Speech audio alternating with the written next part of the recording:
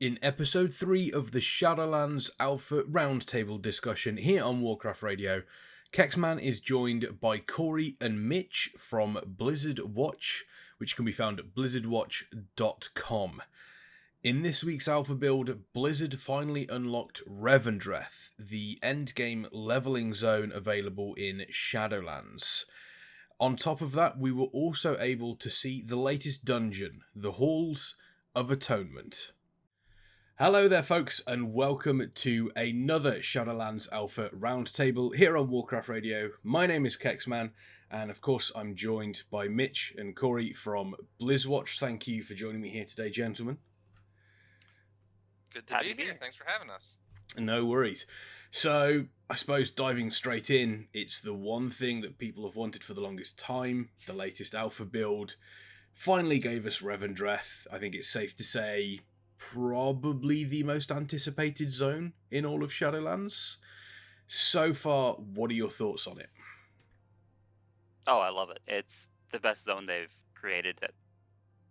Second only to Drustvar, probably. The creepy, spooky aesthetic. The everything is arch gothic, vampires everywhere. Give me more of that. That's what I want to see. I like that you brought up Drustvar because I keep coming back to that as I'm playing through Revendreth, and they're both very spooky zones. And I like Drustvar is hands down one of my favorite zones. I'm a big horror movie person, and that kind of nails all of the aesthetic there. So I like that Revendreth. It has that gothic, spooky vampire feel, but it's not like Drustvar at all. Like it's a totally different vibe, and I'm really glad that they were able to not just make it Drustvar 2.0.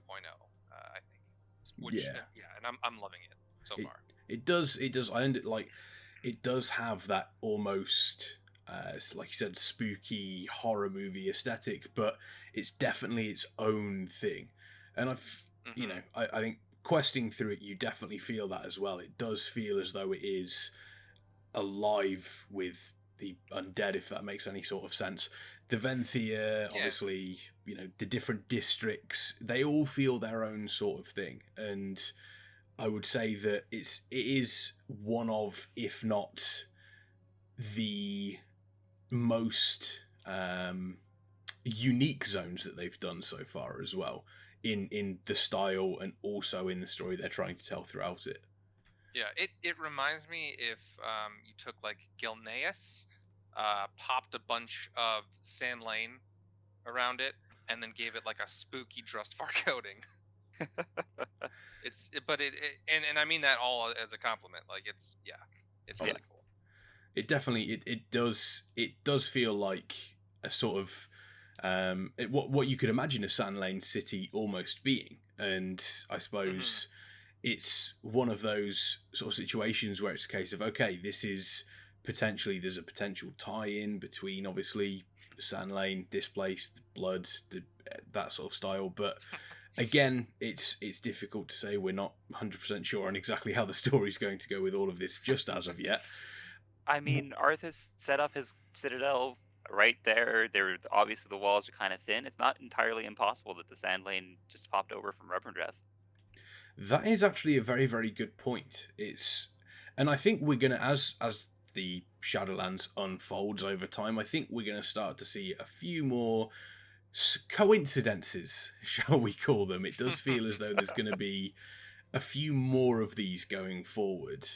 And I think, Revendreth is the perfect place to start that sort of conversation in regards to just how close is the Shadowlands to the reality that we know, and how far are we going to get in regards to at what point is it going to be a case of, oh, actually a lot of the stuff that we knew or we thought we knew actually all stems from the Shadowlands as a whole.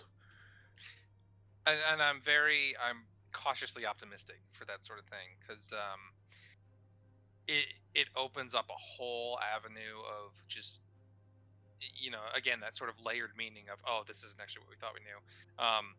And I love that sort of stuff, but I don't want it to feel like a retcon either. Don't think of it as a retcon or as coincidences. Just think of it as the long-term payoff of story threads that we didn't know were left as story threads. And that's the thing. If they can pull that off, like with the right storytelling, like that's the kind of stuff that'll be like, yes, nailed it. Yeah, it's Speaking of storytelling, I do want to mention that I feel like Revendreth's storyline is better overall than Drustvar's, from what I've played of it so far, simply because it's something that both Horde and Alliance are getting the whole package of right away. Whereas as a Horde main, you go to Drustvar once with Gallywix, and you have some fun and there's some spooky witches, but after that it's just kind of like you have to go exploring on your own. You find the tea party and that kind of thing, but so much of it is left as a giant question mark for you. Yeah, I was obviously gonna. I mean, speaking of retcons, there's one that I kind of want to bring up later down the line. What I do want to touch on though is mentioning storylines and how that's sort of like working. It's one of the things I took from Bastion was it was a very, very smooth zone to level in. And obviously I think part of this stems from the fact that the first time you go through it is going to be a linear experience. They can tell this story through all of the zones. And so far Revendreth feels the exact same. It's slightly more... it can be slightly more stop-start simply due to the fact that there's a lot of cutscenes there that they haven't yet completed, and you're having to talk to old Captain... Not completed. You're having to... have either of you two run into Captain Exposition yet? Yeah, I actually... just before this call, I was trying to get as much finished as I could, and yeah, I got to him. Yeah, Captain Exposition's in the zone quite often, sort of telling you exactly what was supposed to happen in the cutscene that wasn't there.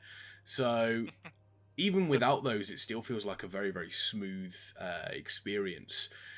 Would you say it's a good thing, obviously, that we're getting this sort of smooth experience? We're now back into a position where there is a singular story throughout the zones rather than trying to, bodge together all of these different zones like Legion, which didn't have a bad storyline, but again, it didn't feel quite as complete because you could choose where you went, and then BFA, which again had the exact same problem. I think that Legion... Oh, okay. Legion nailed that a little bit better because it had the through line of the class hall. So it all kind of felt connected with that, even though in Stormheim you were going and helping Sylvanas, and in Val'Sharah you were dealing with druidy stuff. But in Battle for Azeroth, when you took half of the zones and you made them Horde or Alliance pretty much only, and then each of those 3 zones were kind of just like, it tells one facet of the story. Like you need to have done Zuldazar and Nazmir and Vol'dun to get the whole kind of, this is why Uldir is a raid. Yeah. As a Horde, yeah, as an Alliance, that was a bit of a misstep, shall we say? Not explained too well. Look, there's a dwarf there. He says there's some bad things happening. Go check it out. That's kind of all you really need, right? Yeah, that's all you need as an alliance. If a dwarf says there's bad in this old place, you gotta go. It's law. And then he'll teleport there and be like, "Yeah, see you there in 20." Yep, exactly. Exactly. It's I suppose Revendreth is obviously a different feeling to Bastion. Bastion is very much, it talks about hope. It talks a lot about, sort of living your life afterwards and enjoying it. But Revendreth is an odd case, I feel, because whilst on the surface it does seem to have, there are some very, very barbaric, I suppose is the right word to use, practices that go on there. It obviously has a very, very oppressive feel. The gargoyles, the aesthetic itself is intimidating to a certain degree. But I suppose if you dig slightly deeper and you take a look at what's going on, sort of like around, around the villages, it does seem to have almost the exact same message, I suppose you could use, as Bastion. There's, I think, in the first village you come across, there is a caged spirit that is being, I suppose, stripped of anima to try and, help them along the way to potentially becoming a Venthyr. And when I was watching it, it reminded me very much of the quest line that happens in Bastion, where you do the exact same thing multiple times. It's just done with bells, where you're stripping their thoughts from them. And it's interesting that Venthia is considered a quote-unquote evil zone, but Bastion is considered a good zone, when in reality they're both doing the exact same thing. Yeah, I Yeah. think that some of that is we have to remember that this is the afterlife, and this is where the jerks went, right? This is where Kael'thas is wound up, and other notable bad people. So so it kind of makes sense. They're not supposed to be having a great time in Revendreth, because they have to atone and move on. Otherwise, they get sent to super hell. Which, of course, Super hell, nobody I like wants. that. Yeah, like regular hell is bad enough. Super hell, woo. But in it's interesting how much it has revolved around kind of like this whole Stepford Wives, to quote our own Annabelle.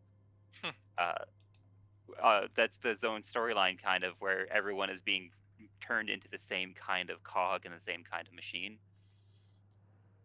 Yeah, that when I got like questing through Bastion, there's a moment. I don't know how much spoilers you want to get into here or not, but there's a It's an moment. alpha round table. I If people are I watching figured and for the they're learning complaining about spoilers,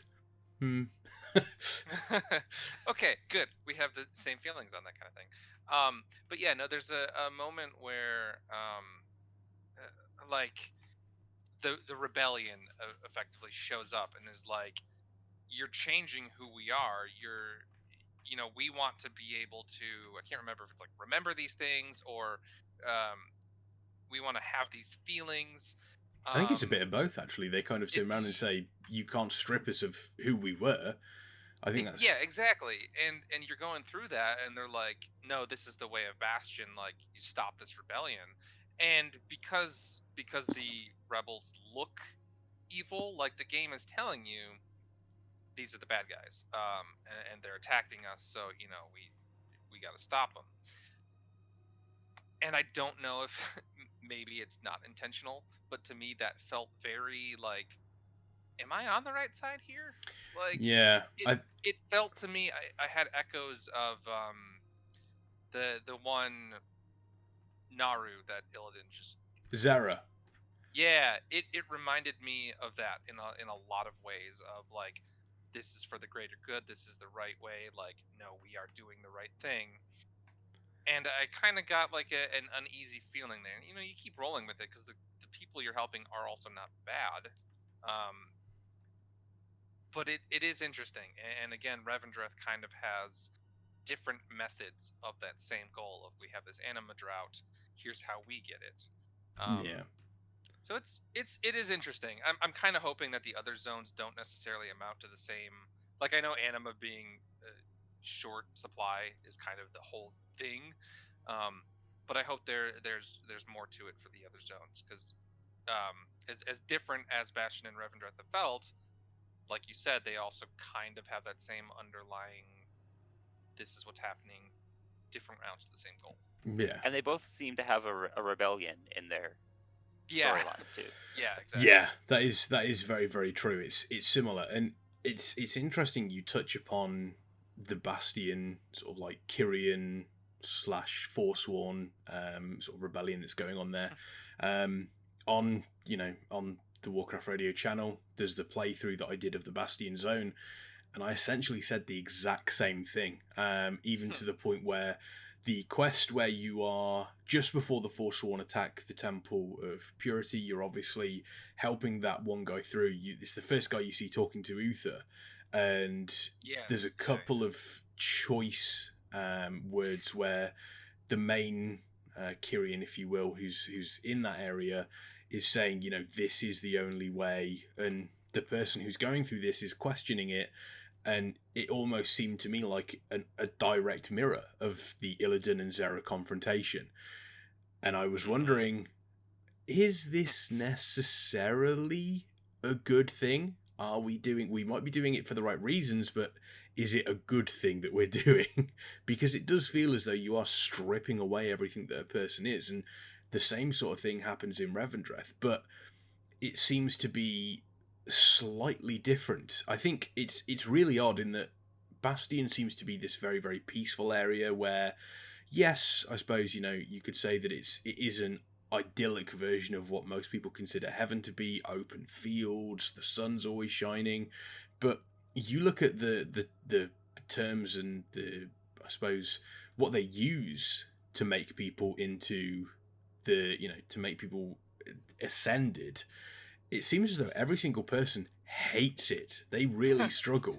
And then you go to Revendreth and they're using what many would be considered as torture, and yet a lot of people, once they finish it, are saying they feel better. And I don't know whether that's because it's the type of person that ended up in Bastion, or the type of person that ended up in Revendreth, but it seems odd that we've got something that should be idyllic that seems to be creating a lot of fallen people, and then something that is considered torture to some people is creating a lot of very, I wouldn't say happy people, but definitely nowhere near as restless as we're seeing in Bastion. Is it Yeah, that and in Bastion they're stripping away the good stuff? So obviously you want to hang on to your good memories and who you were and all that stuff.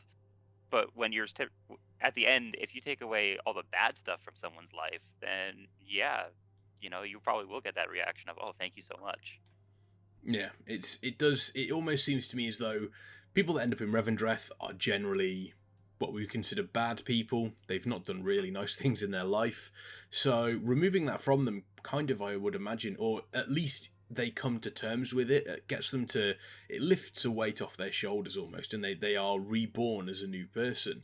Whereas the people that end up in Bastion tend to be people who were quite generally nice people, I would imagine, in life. And then all of a sudden you want to take all their thoughts, all their feelings, all their memories away from them, which is probably the thing they hold dearest, they hold closest to. They're gonna fight that. And it seems odd that we've got this happening in Bastion that's supposed to be idyllic versus what doesn't look idyllic but actually is seeming to work out better for them. Yeah. and this may be intentional or maybe game limitation or whatever, but what I've noticed in both zones and been super curious about is most of the time when you see a soul in the Shadowlands, like that hasn't become a Kyrian or has not become a Venthyr yet, it's like the literal like soul kind of ghosty thing, and it just says like forgotten soul or whatever. You don't have a name to it, and then when it goes to the trials, it becomes that Kyrian or Venthyr or whatever. But in doing so, they all look the same. So you literally lose who you were in that past life. And I know there have been like data mine models or possibly in-game models now of like Kael'thas, who does look like his old self, which kind of confuses me a little bit there. But there's that idea of when you go through the process of joining a covenant, you all look the same. And to me, again, that feels a little, there's something a little weird about that. And maybe that's just the way of the Shadowlands. Like maybe that's just how it is, and it's like totally fine. But there's also like in Revendreth, you have like the true name of people that weakens them, because it's their name in life and what they did. So they even take on new names when they become Venthyr, and it's very interesting, and I'm super curious to see where it goes. At max level content. Oh, massively. And touching upon that, what you said there, it does feel as though Revendreth has a lot more disparity between how people look. Once they've turned into a Venthyr, there's definitely a case of people end up looking different more so than they do when they're a Kyrian. It's very difficult to tell some of the Kyrians apart because they do generally all look the same, regardless of. I mean, obviously different ranks are going to look slightly different, but at a baseline, after you do a certain amount of things, but yeah, they're exactly. It does, and again, I mean, would it be too predictable for them to suddenly do a twist and go, actually, the Bastion people are pretty terrible, and then go, the Revendreth, not so much? I think, and not, I know this kind of got harped on during Battle for Azeroth, but I think it would be more interesting if neither of them were either of those, and it was more of a gray thing. Um, and that's kind of, this sort of goes back into what we were talking about with the having a set progression through Shadowlands. I like it from a storytelling perspective because it does mean they can tell that cohesive story from beginning to end. But there are moments, like when there's the rebellion in Bastion, or when you are facing the accuser for the first time in Revendreth. Um, there are moments where I kind of wish I could choose a side, or there was an option to do something like that. And I know eventually you are gonna see the full picture, but I kind of wish, if now that Blizzard has decided to go back to this progressive storytelling through the zones, I wish that there were more options to make those sorts of choices. Um, and that's the one thing I miss so far. The biggest thing I've noticed while leveling so far is that I miss, like, I like that linear, I like having that progression because of the way you can tell a story, but I miss having those smaller choices in between that.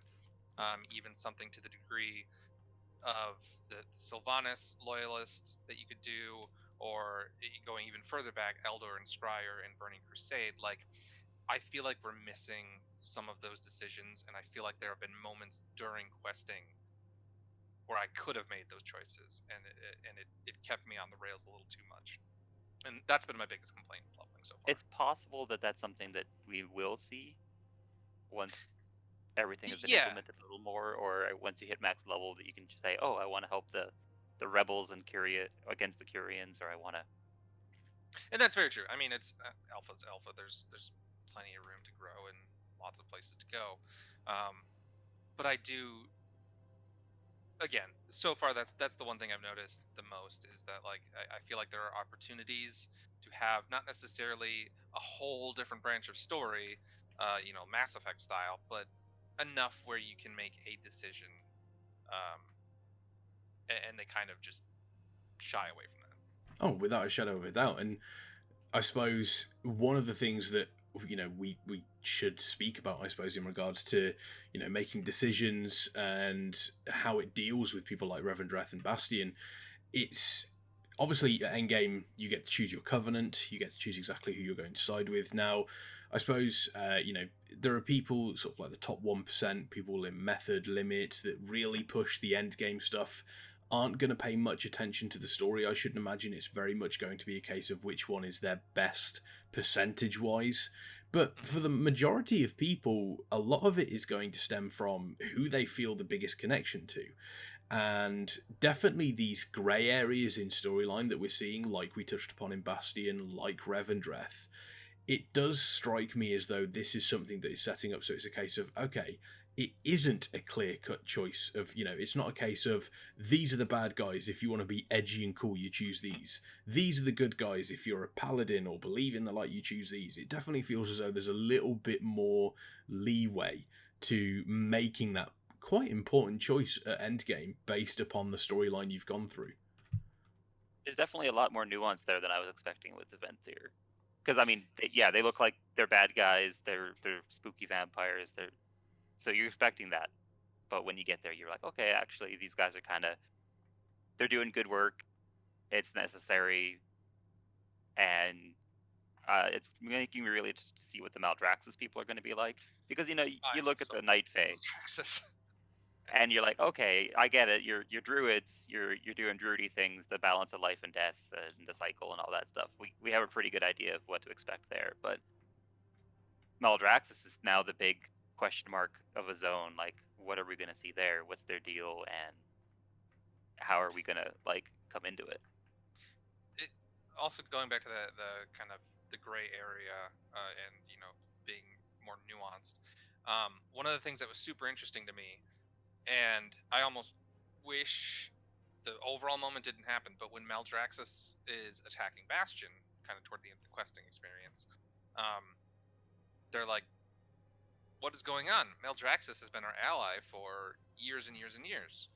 And to me, that was kind of like, oh, I just expected it to have always been this conflict between the like bad undead and the good Kyrian. So that line was super interesting to me, and ultimately Maldrax is attacking Bastion, so it kind of makes it look like they're the bad guys. But it was interesting to me, and it's been interesting to me going through Revendreth too, in that they're not necessarily like the zones as a whole are not good and bad. This is a different version of the afterlife for these types of people, and this is what we do. But at the end of the day, like, there are lots of different stories going on, and I found that super fascinating. The fact that Maldraxxus and Bastion, who seem like polar opposites almost, would have been considered allies, but Maldraxxus is still full of liches and all kinds of really cool looking undead that I cannot wait to see. Yeah, it was fascinating to me, and I kind of hope I'm really excited for Maldraxxus, one because I love undead kind of stuff, and two because I hope they explore that sort of thing a little more, and we figure out why exactly they've decided to attack. Well, I think it's a storyline that is throughout the entirety of Shadowlands. Obviously, we haven't been to Maldraxxus or Ardenveld yet, so we don't 100% know. But it almost strikes me as it's kind of similar to, we're seeing these zones at the worst possible time because there is such an anima drought, and I think that's what pushes Maldraxxus to do what they're doing potentially. I suppose there's also an issue, obviously there's a whole quest line that we haven't been able to do yet in Revendreth that involves Syed and Athreus, and sort of find out exactly what's been going on there, and there's a lot of siphoning of anima from that place. And again, we haven't even made it to the Maw yet and the Jailer, so we don't know to the extent that has upset the balance of things.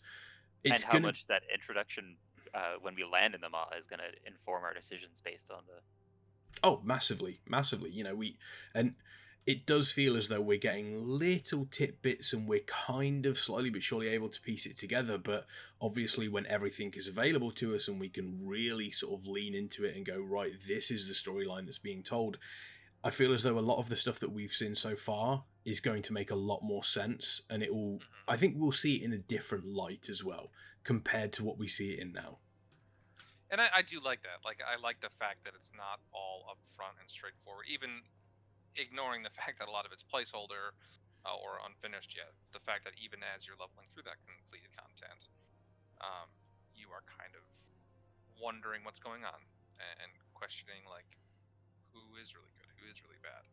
What I've zones only found are a good, few placeholder assets so far exploring the zones, so I'm pretty impressed at that. Oh, they've done a really good job of polishing the zones for the alpha. I mean, we were surprised when Bastion was launched and we were like, hang on, this has music? At what point does an alpha ever had music? That was one of the biggest things I noticed. Because you usually log in and it's either old music or there's none at all. Yeah. And actually, I remember during the Battle for Azeroth Alpha or Beta or whatever, it was super cool going through Zuldazar because all you had was the ambient sounds. So you heard like all the creatures and stuff making sounds in the forest, but like, or jungle, whatever.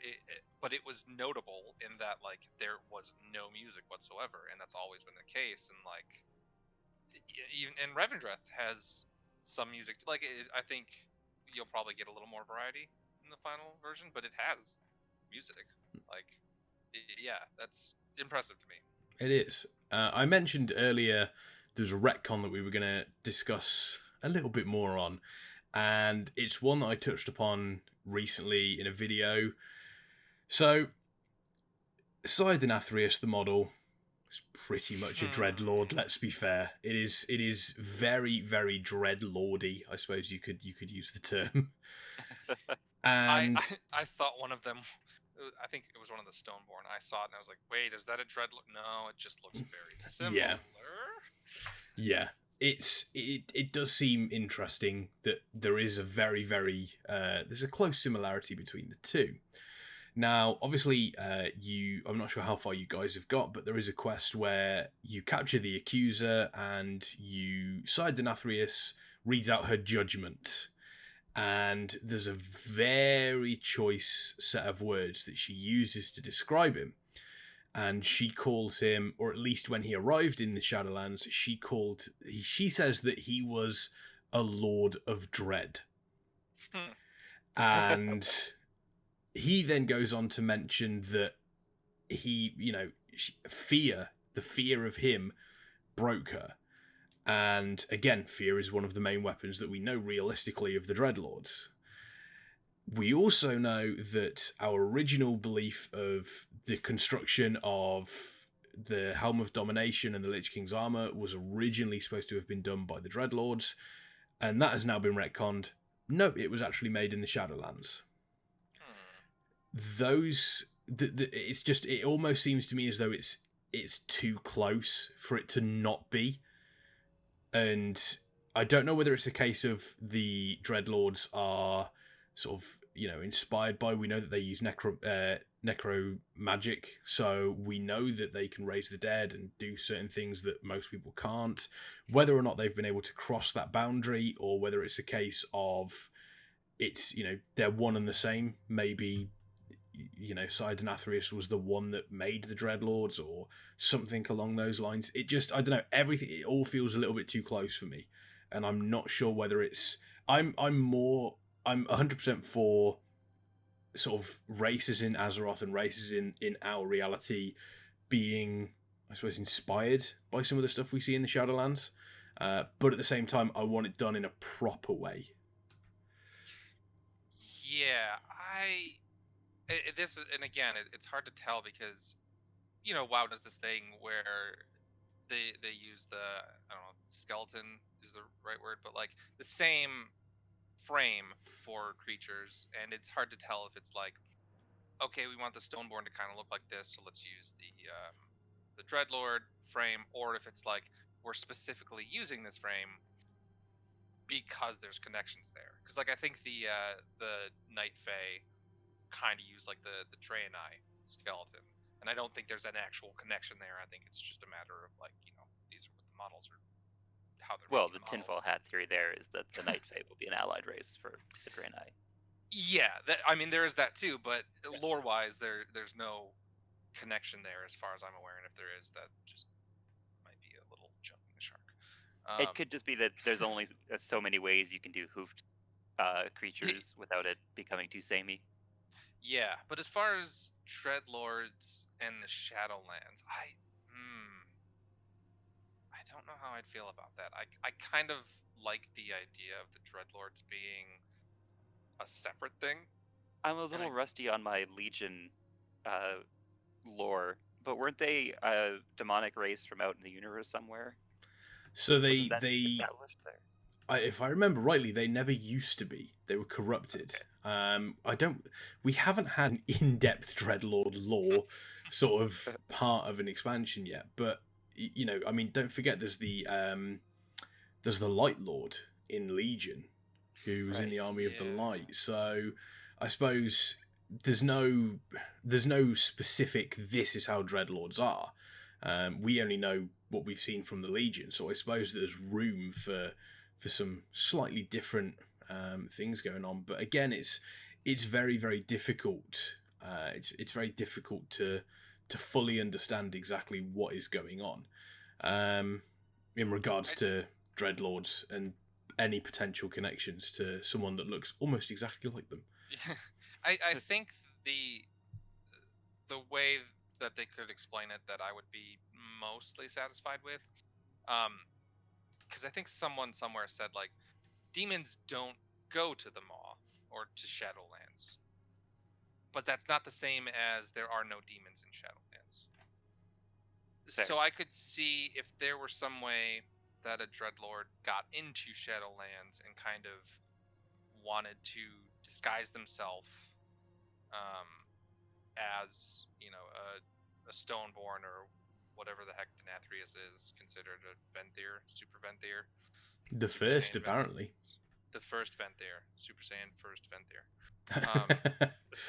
And like I could see that, because that's at the risk of being too similar to the Scarlet Crusade.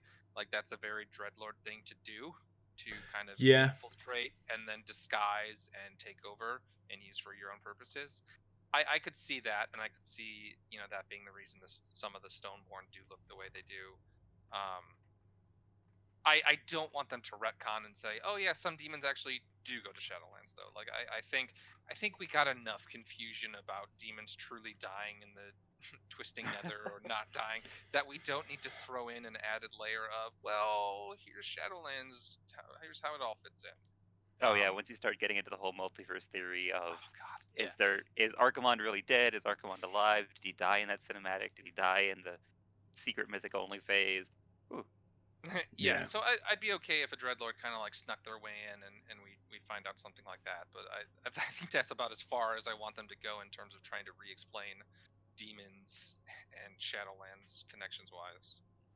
Yeah, it does. It does seem as though Shadowlands is potentially setting the stage for there to be a lot of retconning, and hopefully Blizzard are able to take a step back, and not do all of that.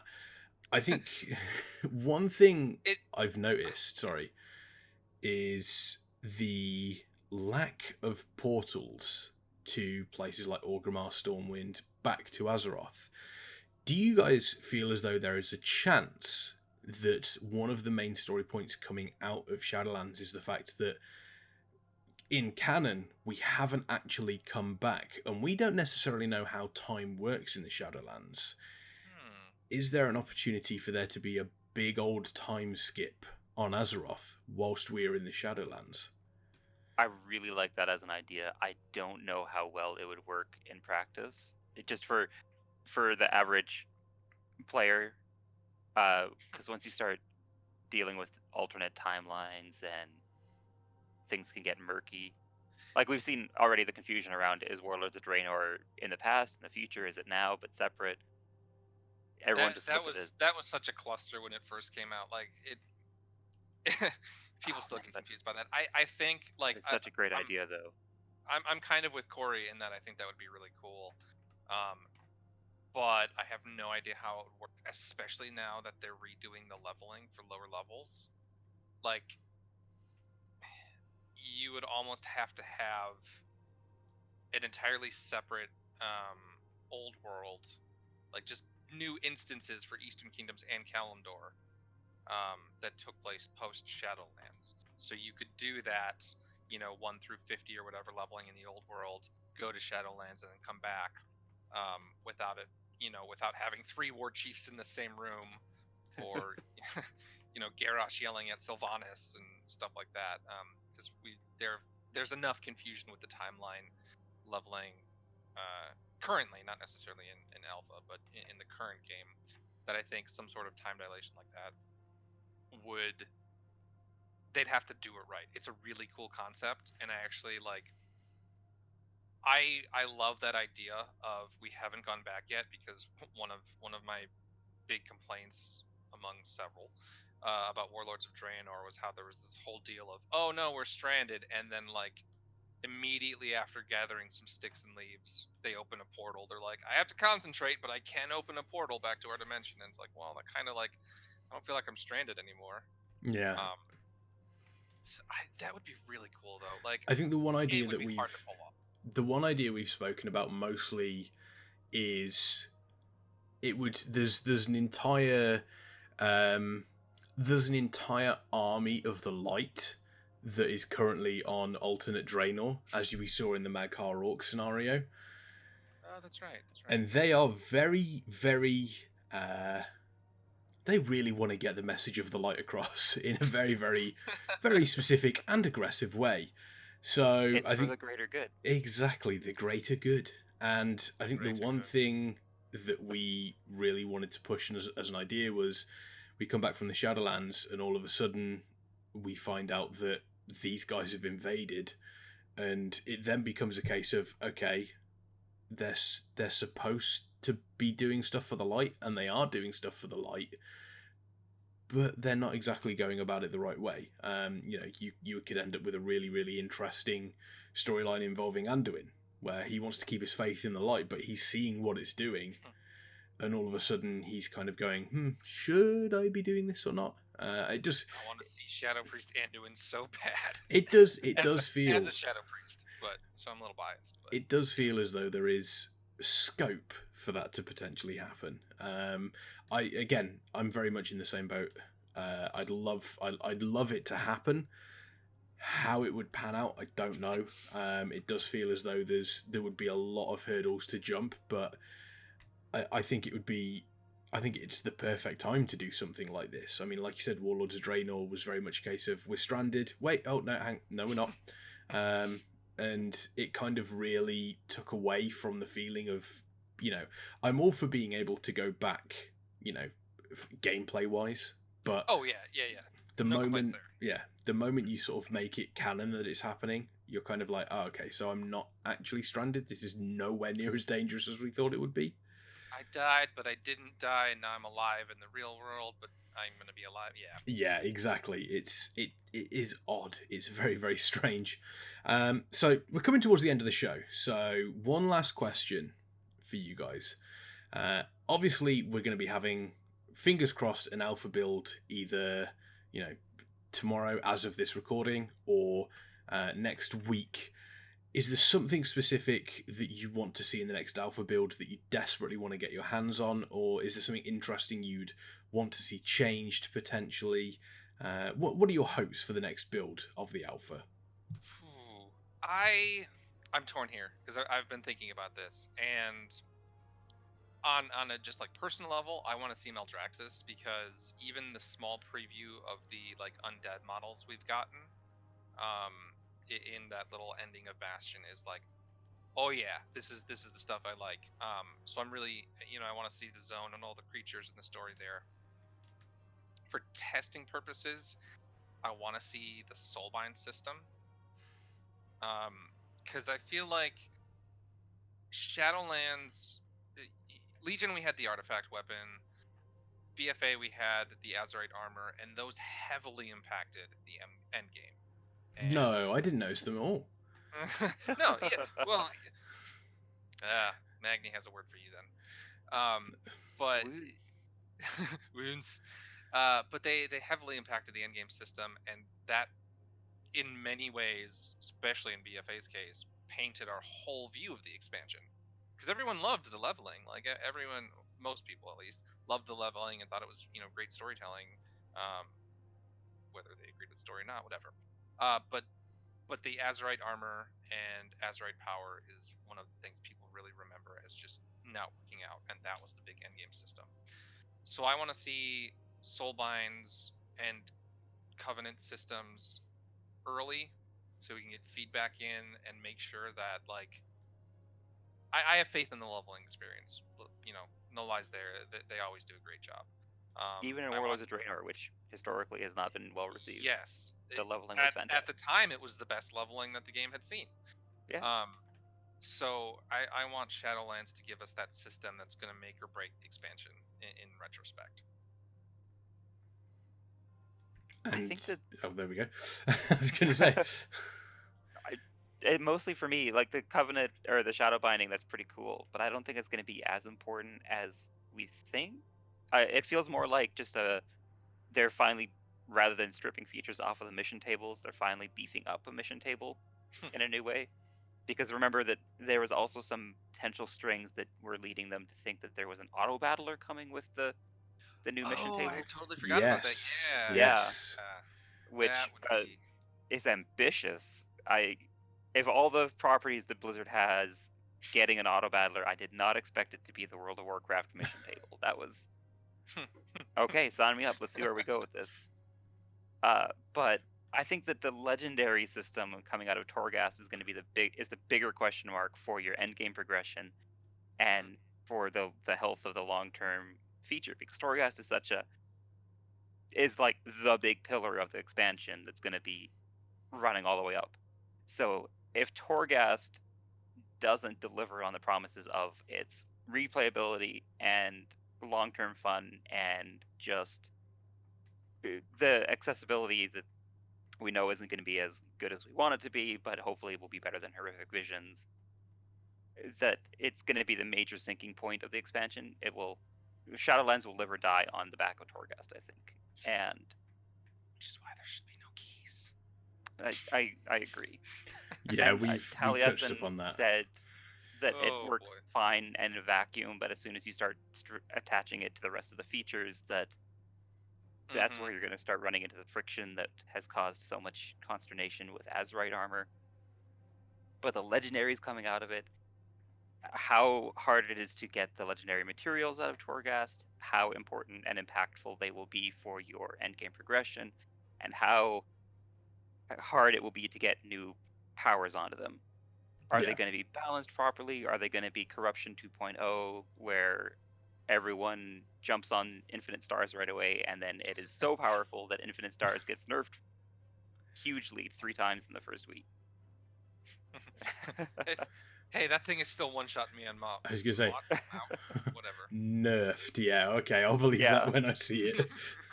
But I mean, if that's nerfed now, imagine what it was that first week. If you'd gotten Yeah. a piece of it, you Oh, would have. That's why they had to strip all the parses out of Warcraft logs. Exactly. It was Um, ridiculous. And to a certain degree, I think that the legendary powers are going to be like everyone's talking about the covenant powers as like, oh well, this is you're making the 1% choose the most powerful thing over the aesthetic thing, and to a degree that's going to trickle down to the rest of the community because there's always people that look at the guides on Icy Veins or the guides on this that say this is the number one power you should choose because it does 5% more damage over a 25-minute fight. It's like, okay, but that's 1,000 damage. Why are you?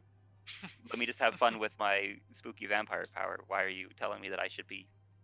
And Yeah. so I think that once we can figure out like the end game tuning, I know is a long way off, so I'm not expecting that. But I think the legendary powers, I'd love to see those get implemented as soon as possible because they sound like they're going to be a big part of our Shadowlands experience. Yeah, very, very much so. I think the big thing, and it's the reason why we got Torghast so early, was because they wanted to test these end game, experiences and these end game features. So we didn't have a repeat of what happened with Azerite armor in BFA, and it definitely feels as though we get to have a lot more feedback based upon those. Anyway, we've come to the end of this show. Thank you very much for joining me here today. It has been an absolute pleasure. Why don't you let everyone know exactly where they can find you, folks, and what you've got coming up over the next couple of weeks? So, me personally, you can find me mostly on Twitter, twitter.com, just at Mitch Fizzle, Fizzl, no E. Blizzard Watch as a whole, where Cory and I both work. I do a lot of the editing. He does a lot more writing. You can find us twitch.tv/BlizzardWatch, Twitter BlizzardWatch, or just BlizzardWatch.com. I know we have myself and Cory here today, but we have a large staff of writers and streamers. Put out news, editorials, etc. There's a lot of streaming going on. Any of those places, you'll find your way to our content. Fantastic. Well, What Mitch said, but I'm not at Mitch Fizzle. I'm at He's Cory not. Taylor. Yeah. And for the non-Americans, that's Fizzl. Yes. I can fire you. I can do that. Well, thank you, obviously, for joining me. Hopefully, the alpha is going to continue on, and we get to test those legendaries very, very soon. But for the rest of you out there, obviously, thank you once again for joining us. My name has been Kexman, and I'll see you guys next week for another Shadowlands Alpha Roundtable.